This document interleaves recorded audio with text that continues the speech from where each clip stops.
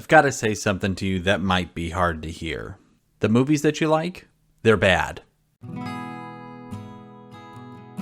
It feels like we have been conditioned to justify everything that we enjoy watching. It has to be good, or else I'm wasting my time. Why do we feel this way? Mostly because we're afraid of looking stupid. At least personally, that's what it is for me. If I'm going to admit that I like the movie Batman and Robin, I'm admitting that I like a piece of garbage movie. And I am admitting that right now. I like Batman and Robin, but I am in no way trying to say that it's good. And we have to realize that these two things, they can completely coexist. We've labeled so many movies and so many genres as bad that people have become afraid to just come out and say that they wholeheartedly enjoy them. They have to put conditions on them. It's a guilty pleasure. Let's just get rid of all of that. We don't need it. We should just be able to enjoy, what we enjoy without people coming along and knocking us down.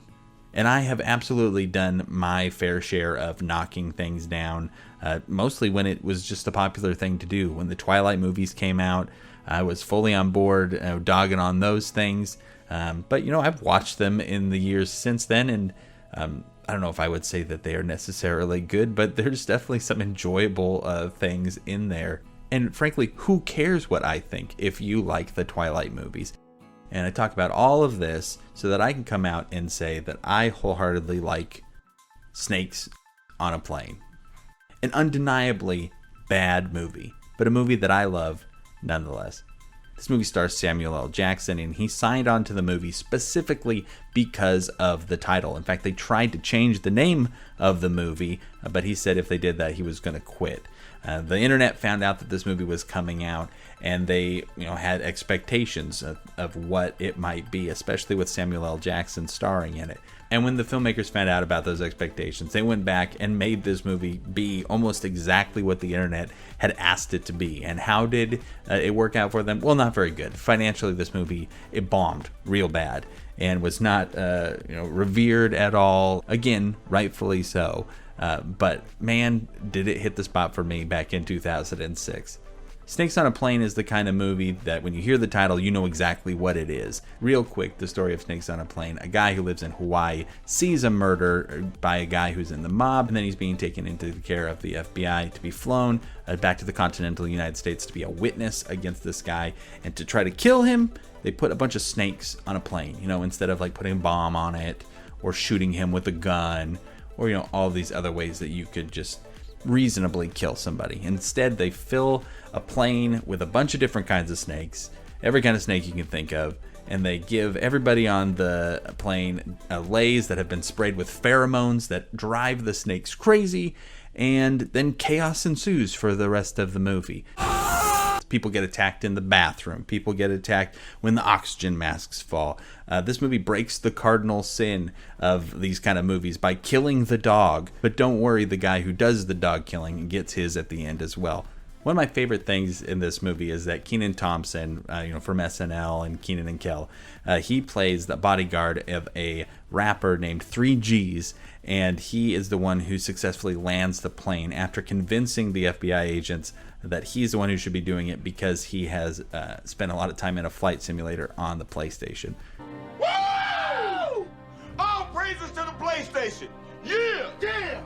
The reason this movie works for me as much as it does is because it takes everything like super serious. There's like no winking at the camera, and it is just full-blown a movie about snakes on a plane, and they're killing people, and what do we do about it? Samuel L. Jackson is Samuel L. Jackson. This is before he was Nick Fury, the kind of watered-down version of Samuel L. Jackson. This is full-blown, coming off of Tarantino stuff, Samuel L. Jackson. And you get all of the expletives that you would expect. And pretty much all of them, in my opinion, are even funnier when you watch the TV version of this. Enough is enough! I have had it with these monkey-fighting snakes on this Monday to Friday plane! Everybody strap in! I'm about to open some freaking windows. Samuel L. Jackson just really is too cool in this movie. Like, that's his character, is just to be like the coolest FBI guy ever. There's a part where everybody's talking about how they're all going to die, and his response just makes me laugh every single time I hear it. We're all dead.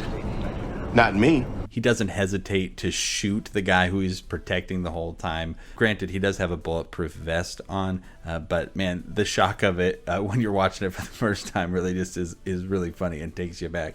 I could sit here for an hour and a half and just tell you all the crazy things that happen in Snakes on a Plane.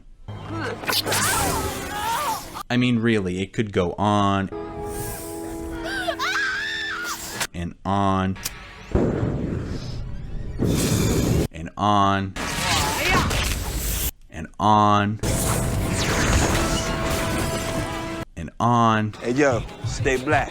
Hell yeah. Alright. But I'm just going to stop here and let this be my example of a movie that I know is not good, but a movie that I love wholeheartedly, and from here on out with no explanation, no caveats. This is a movie that I like, and so I am curious. What is your favorite bad movie? I want to hear what it is in the comments below. If you enjoyed this video, don't forget to like and subscribe. I just am blown away that people continue to do that. We'll have more videos out next week. And so take care, you bunch of pumpkin faces, and we will see you next time.